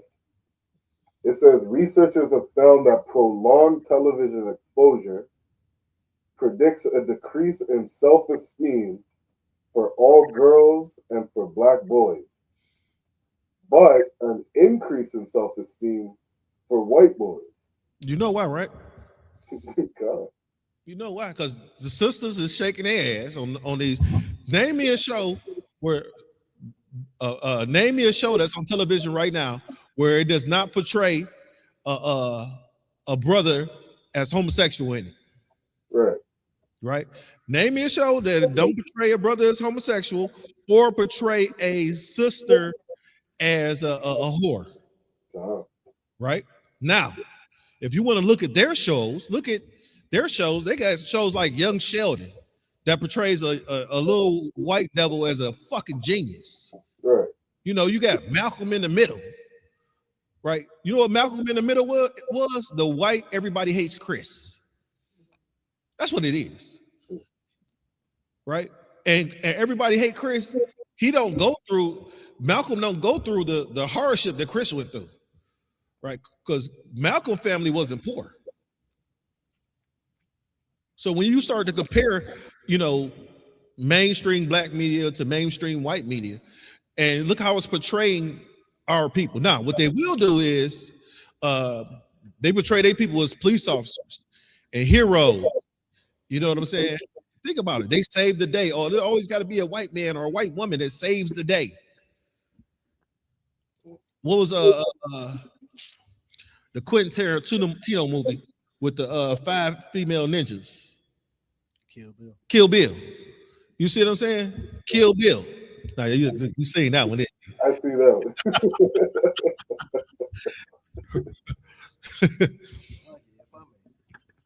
I just wanted to say, like they always the hero. Like, it's always a superhero. There ain't been no black. I think the first black superhero and the only black superhero was Meteor Man. You got what's it, Black Lightning? Yeah, but I'm saying like on main, like a movie, like a blockbuster movie or a movie just in, you know what I mean? Because The Rock ain't black. Right. And then they try to give us Black Panther, but that was just some Africans ain't black. Right, exactly. And then what's so diabolical about Black Panther, they sell us that culture because we don't know who the hell we are. So the niggas just eat it up. But then you got, the nigga who grew up as a nigga in the US trying to he's the villain. And guess what? He's the villain trying to say. And technically, he was a Hamite. God. That was just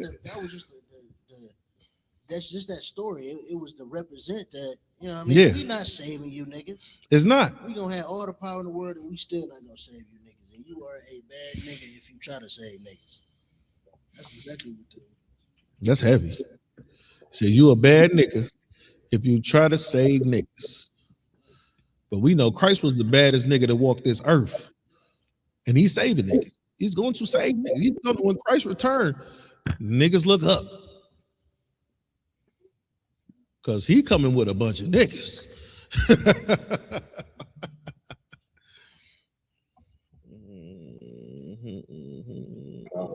I'm gonna finish this up. I got a video too to play. Time, bro. So this ending this out, it says these differences correlate with the racial and gender practices in Hollywood, which predominantly cast white men as heroes while erasing or subordinating other groups as villains, sidekicks, and sexual objects. Studies also show how media images of Native American mascots lower the self-esteem and affect the moods of Native American adolescents and young adults who suffer from high suicide rates. You know what I mean? So again, it's just showing, there are other nations who can sit there and watch TV and not be affected. You know what I mean? White people can watch TV all day, and it's gonna bring their self-esteem up. You know what I mean? It's gonna make them feel like they're the hero, like they're the good guy. Which is why in the UPK we say one of the most important things, you know what I mean? One of the most valuable pieces of wisdom you could have on this earth is to understand that our oppressor is the devil. Damn right. He is the greatest deceiving piece of shit, you know what I mean, that you could ever imagine. He'll make you think that, he is holier than thou. Meanwhile, he's number one in unaliving, his whole family and then putting a bullet in his own head. He's number one in school shooting. He's number one in terrorism. He's number one in gang violence. He's number one in drug dealing. He is the most filthy man. He is what's that brother at the headquarters say? Yakuza. He is a goddamn virus on this earth. You know what I mean? But yet, even being that virus, he can watch TV and he can get better self-esteem. He can walk out that door and feel good about who he is. Why? He's motherfucking Superman on the Hey, look, he's Superman, right? He's Superman. But when it comes to being super, I ain't seen no white LeBron James. You know, I ain't seen no. You know, think about this: Michael Jordan, Usain Bolt. we do everything better than them, right? Understand? Superman, when it first came out, was his first cast as being a black man. And think about it, right? It's just if you look at it, he was supposed to have been a black orphan, right? That gained superpowers.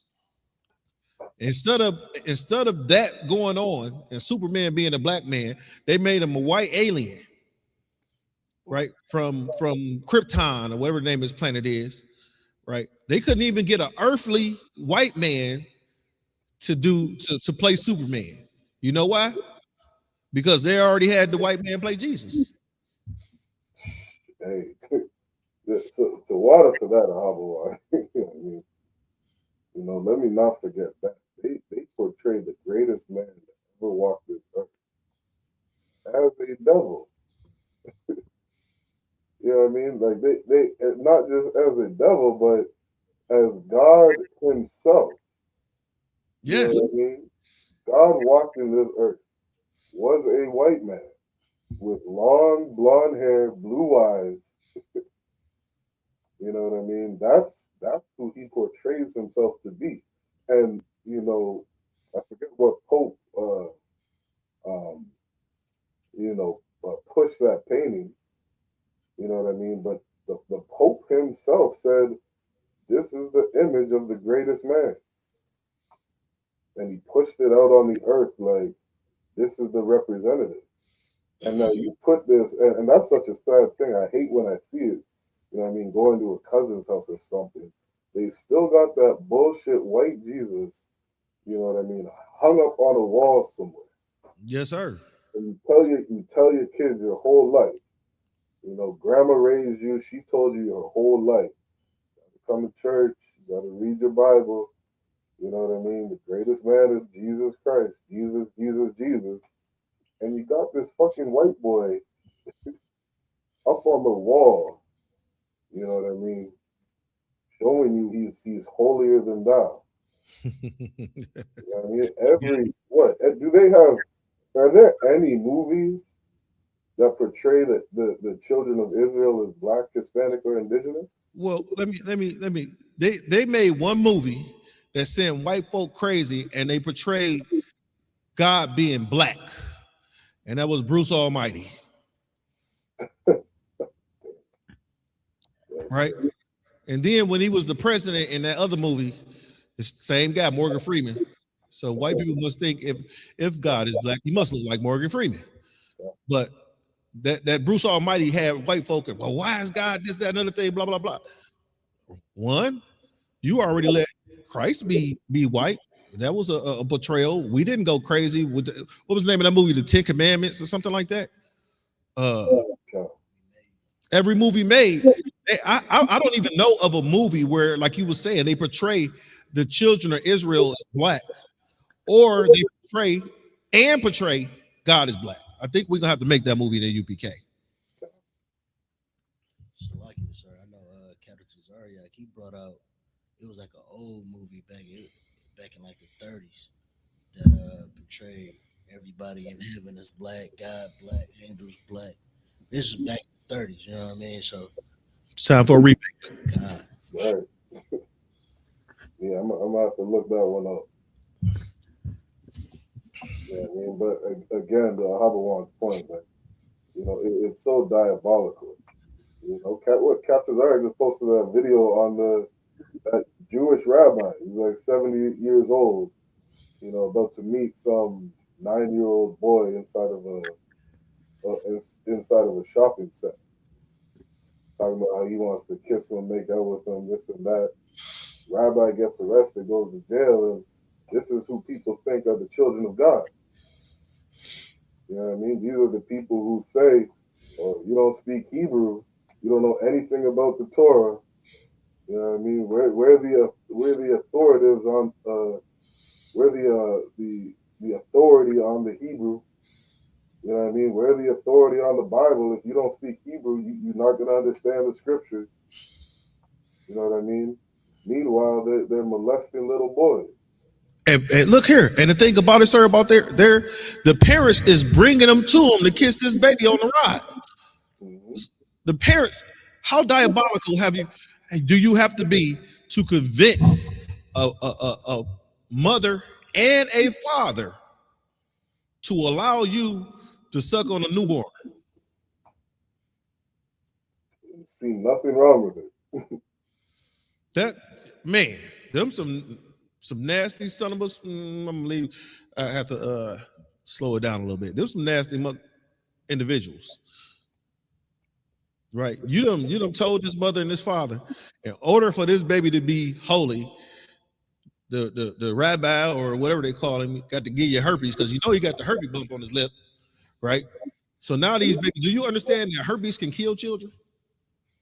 Small boys under the age of 1, if they contract herpes, it can kill them. Right?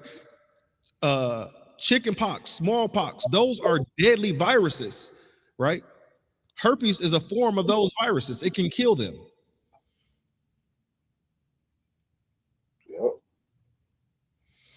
Man, and you bringing your son to this dude so he could go ahead and give him a smooch. And then you want to say, but the issue is you say you follow the Torah, but you can't show me in the Torah where God told you to kiss a baby dick.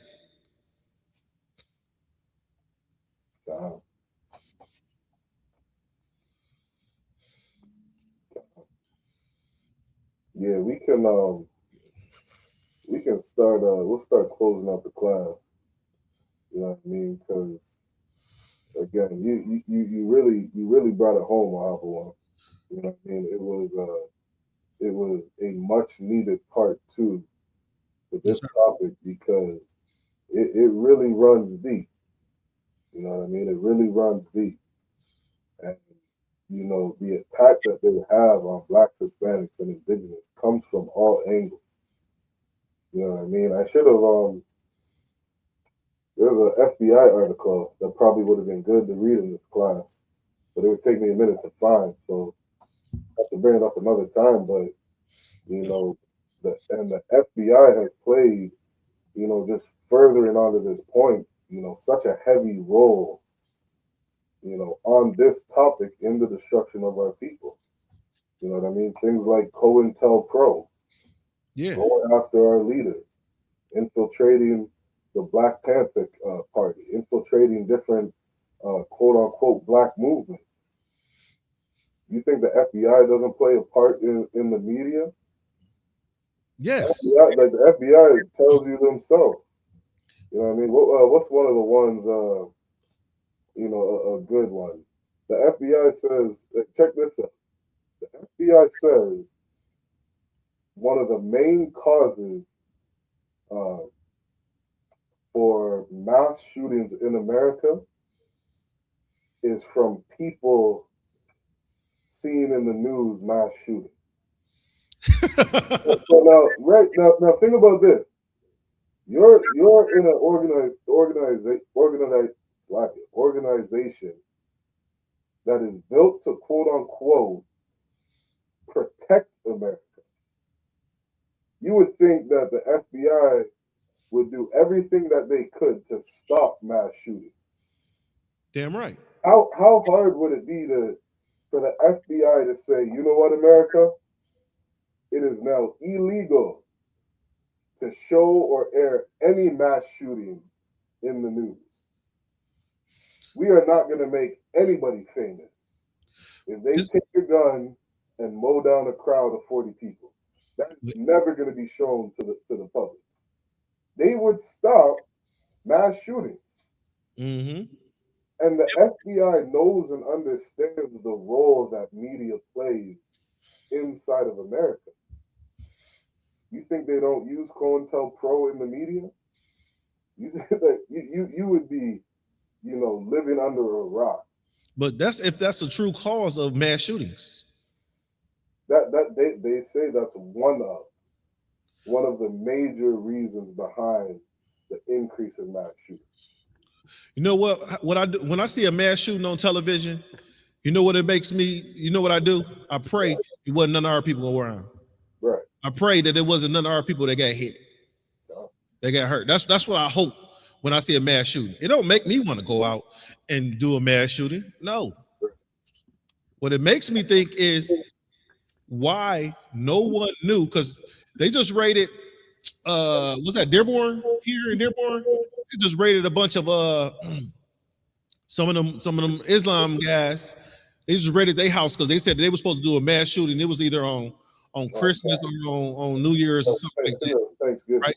So they were able to prevent that mass shooting. So they raided 2 separate houses and they arrested it was either 6 or 7 guys altogether. Right? So they prevented those mass shootings. So if they can do that in the Arab community, why they can't do it in the white community? Because I'm sure these white folk have the same communication that these Arabs were having. I don't understand what I don't understand is if you're gonna do a mass shooting, why communicate it through text and on phone?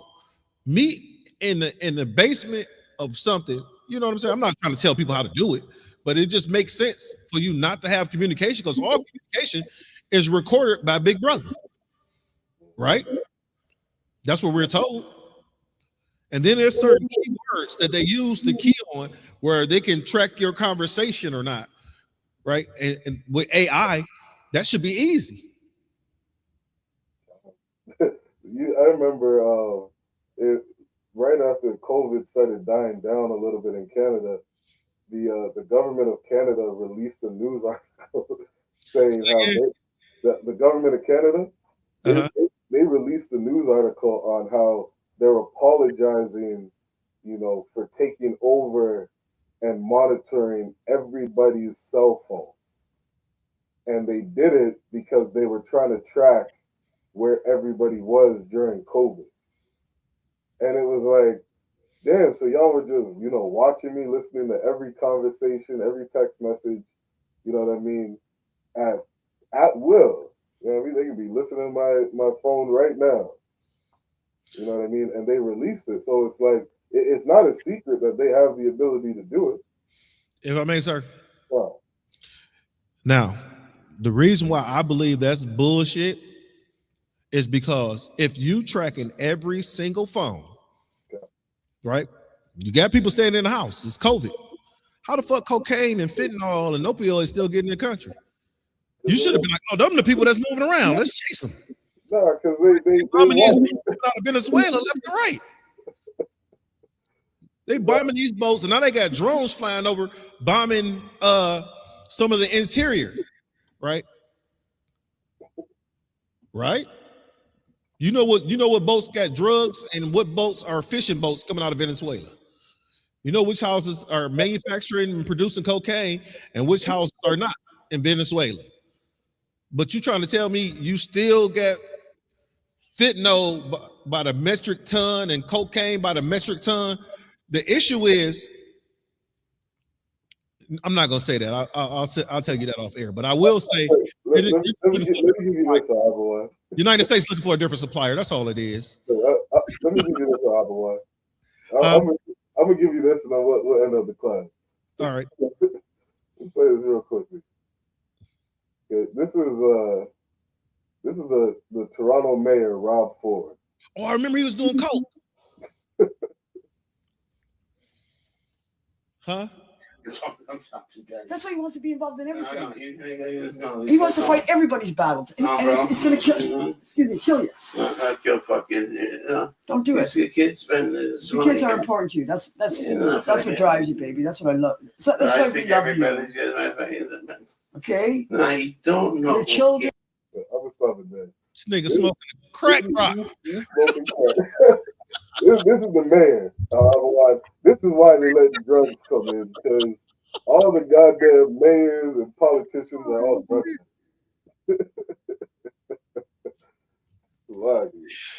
Oh, Yeah. So with that, Ahava, anything else you want to say?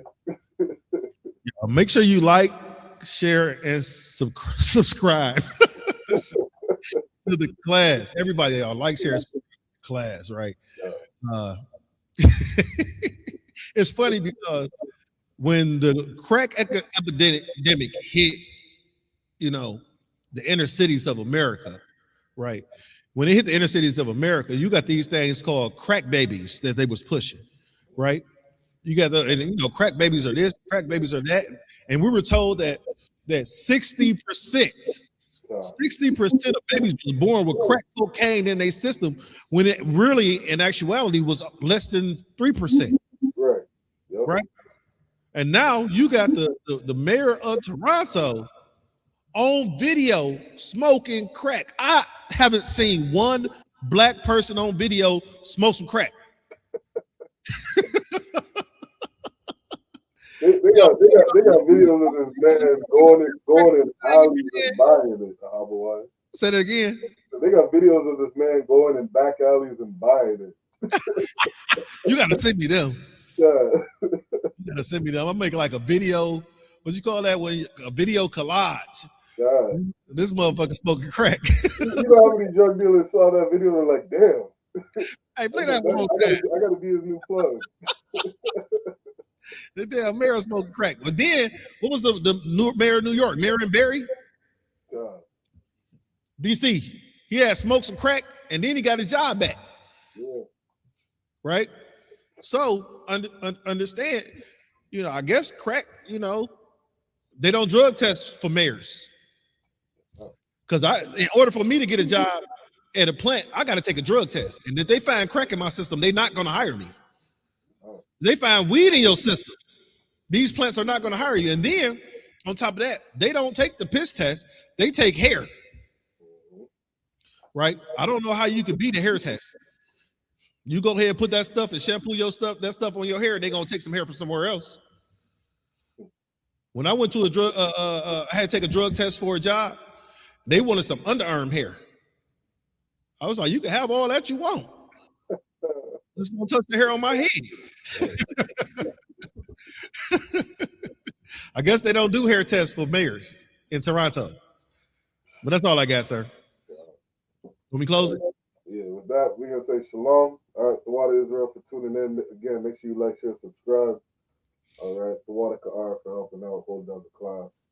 Of course, priest, the mighty priest, 500, Officer Ahava. All right, holding down another history class. With that, we say shalom. Shalom.